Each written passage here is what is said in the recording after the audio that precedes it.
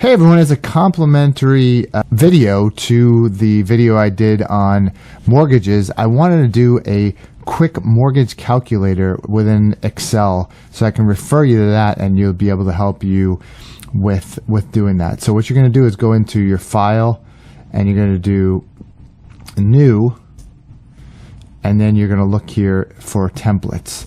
So if you don't already have templates, you're going to do one here and you're going to go to mortgage calculator. Okay, and it's going to search online for that mortgage calculator if you don't already have it downloaded. So basically I'm going to use this one right here, and either one's fine, whatever works for you. So I'm going to go ahead and allow that to download, and within this here you're going to then have all the parameters that you need in order to create a mortgage calculator for yourself. So to go to my example that I used in my other video, let's say that your mortgage is $200,000. And let's say your interest rate right now is 4%, and then you do the length of the mortgage in the number of months, 360 being 30 years. You can adjust it accordingly. Loan amount again is $200,000. That automatically gets calculated. Loan start date, and you can pick any day that you like. It'll just create that table for you. So here it's going to say monthly loan payments right there, $955. Total monthly payments is going to be $478,073. So total loan payments, $343,073.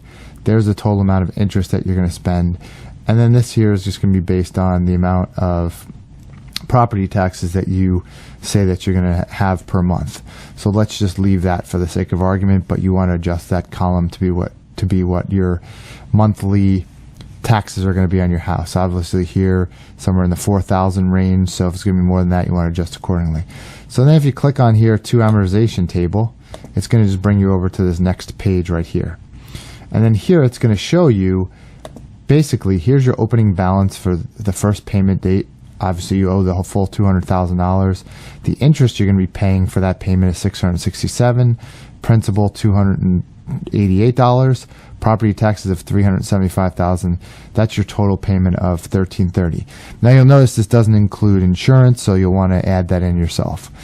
Okay, so that would basically increase this payment, and then it shows at the end of that period your balance is then $199,712, which is basically your opening balance less the principal paid. So on and so on and so on. As you go down each and every month of every year, you'll see the amount getting lower and lower until finally you'll see as we go the interest becomes lower and lower because it's a function of the balance, and your principal becomes more and more until your final payment is $952, paying $952 of the principal, paying your property tax, and then paying your total monthly, and then you'll owe zero. So hope this was helpful to you. If it was, definitely give this video a thumbs up. If you have any questions, please click below, and check out the link to my other video below, and thanks again for watching.